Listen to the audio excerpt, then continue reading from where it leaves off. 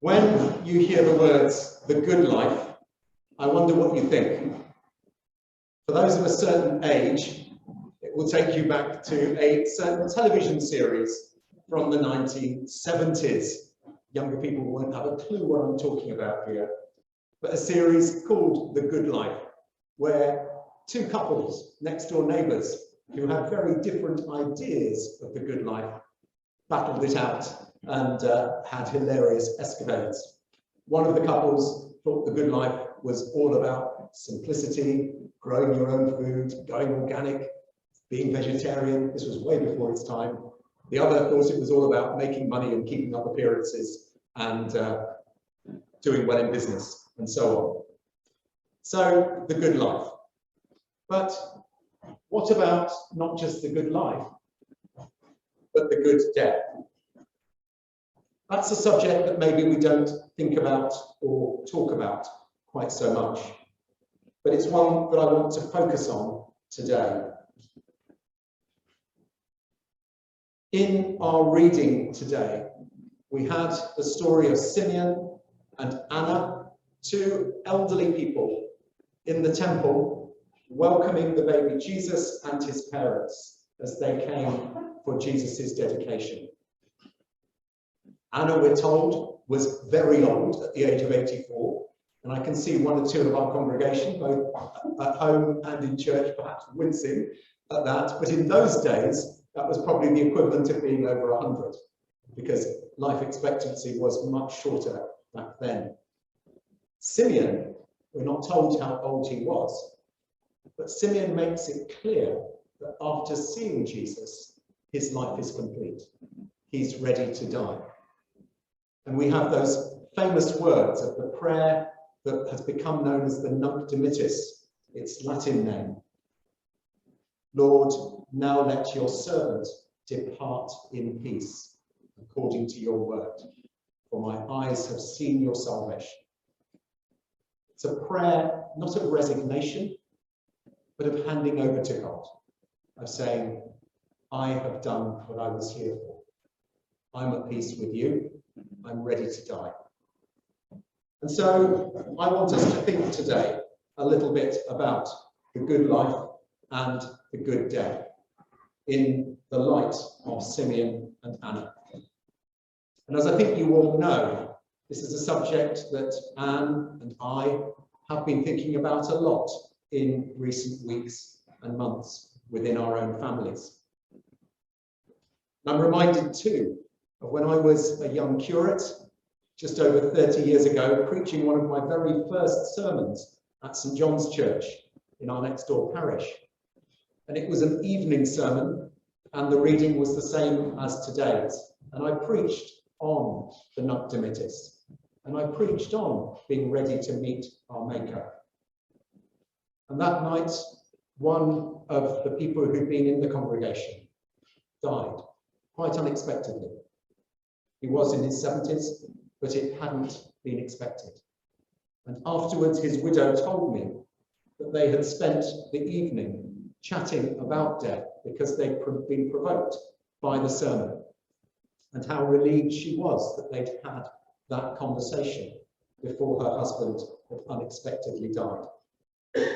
I hope that's not a health warning for today, but, but we never know, do we? We never know when we're going to meet our Maker. And perhaps it's a reminder that life and death are two sides of the same coin, that they are two stages of one journey that we're all on.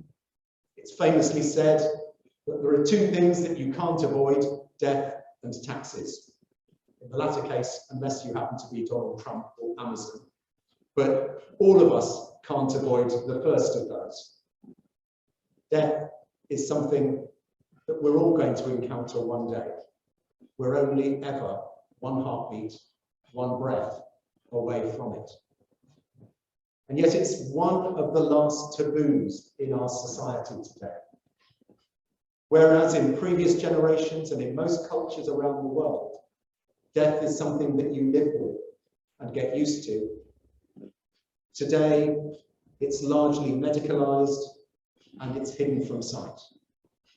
In the past, generally, people died at home, and their bodies remained at home, and people would come and visit, children and adults together, and see what had happened. Today, it much more normally happens in hospital, and even if it happens at home, normally the undertakers remove the body straight away. And that's symbolic of the way in which our culture tends to hide death away, in a way that I believe is deeply unhealthy for us all. Now, before I say any more about death, I should remind us that the Bible tells us to choose life. Back in the book of Deuteronomy, we're told you have life and death in front of you. And God invites you to choose life. And I love these words from Deuteronomy 30:19. This day I call heaven and earth as witnesses against you that I have set before you life and death, blessings and curses. Now choose life that you and your children may live. Choose life and live it to the full. Jesus in John 10:10 says, I have come that you might have life and have it to the full, or have it abundantly. And perhaps there's a reminder there too, that because we never know when death will come, we should live every day to the full. We should seize life. There's a song that has become a bit of a sort of meme in our family. It's become a bit of a joke song, one that we listen to, where the key line of the song is, I guess I never saw that taxi. And it's a song about a guy who lives an ordinary life, goes to work, comes home, and there's another repeating line in the song, the day I died was the best day of my life.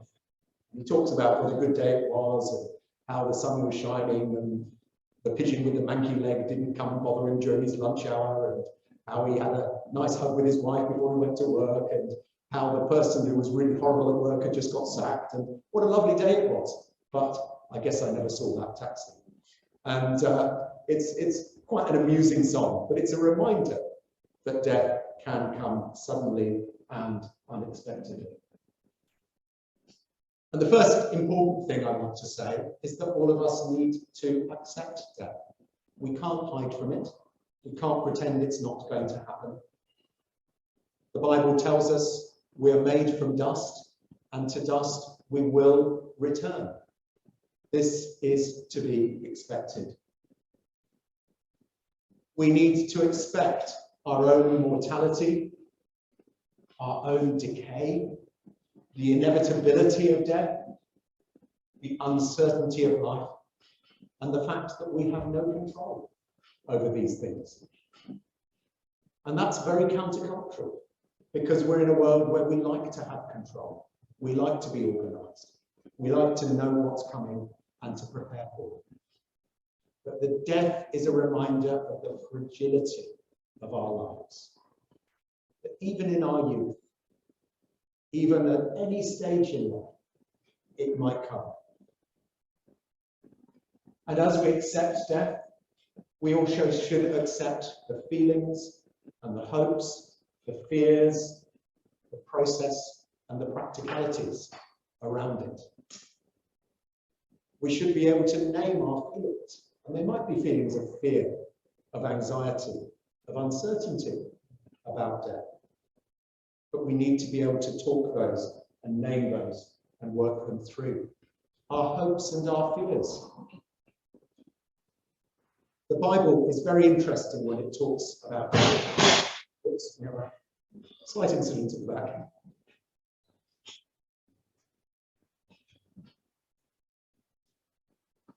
I think it's fine. Luca, maybe if you remove the hand gel for now, that might just be easier.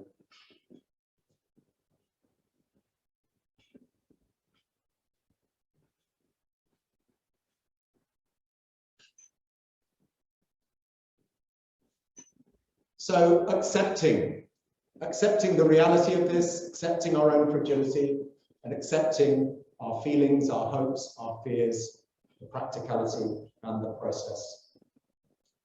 But it's not just a case of blind acceptance. There are things that we can do to be prepared. To be prepared practically. And I'm sure many of you, I don't need to say any of this to, but have you got a will? It's never too young. It's never too early to think about that. Have you thought about the kind of funeral that you want? Have you thought about any readings or favourite songs or hymns that you would like? Have you thought about simplifying, particularly if you've spent a lot of your life accumulating? There is nothing worse for relatives than having to sort through endless things and paperwork after somebody dies. Have you thought about simplifying? Have you thought about a power of attorney so that if the stage comes, others in your family or close friends can look after your affairs for you? There are practicalities that, again, it's easy to just push and say, that's not for me, that's for somebody who's much older. But it's important to get them sorted out. But more importantly, even than those practicalities, it's important to be prepared relationally for when we die. People often talk about a bucket list, and a bucket list can be a list, in a sense, sometimes quite selfishly, of the things I'd love to do before I die. But in the light of eternity, they're sometimes pretty meaningless things. What does it matter if you've eaten in a 5-star restaurant, if you visited a tropical island, if you jumped out of a plane with a parachute on or without one? What does that matter in the light of eternity? There are much more important things that should be on what here is named the kick the bucket list. Things that we make sure we've sorted out before we meet our Maker. Those things are primarily to do with our relationships. Are we reconciled to those in our family, those in our friendship groups? Have we said sorry? Have we accepted apologies from others? Have we laid down grudges? Have we done our best to mend fences? And have we told people how much they matter to us? That's such an important part of the process of dying and letting go. Telling people that we love them, that we will miss them, or that we will be missed. It's so important that our relationships are sorted out before we die. And that brings me on to the final and perhaps the most important thing. Getting our priorities straight, or if you prefer, getting our ducks in a row. And Simeon and Anna are great examples of that to us. What matters eternally? Simeon and Anna give us great examples. According to the passage that we have, for Simeon, he was righteous and devout, and he was clearly ready to meet God. For Anna, we're told she worshipped night and day in the temple, fasting and praying. You see, the difference between the Old Testament and the New Testament when it comes to death is simply this. In the Old Testament, we're told death is the last enemy. There was quite a bit of uncertainty in the Old Testament about exactly what happened after death. But in the New Testament, because of this baby who was brought to the temple, who Simeon and Anna held, and who they realized was the long-promised Messiah, because of that baby and who he became when he grew up, because he died, but did not remain dead, but rose again, it means that death is no longer the last enemy. Death can actually become a friend. Death is not a closed door. Death is a gateway to eternal life.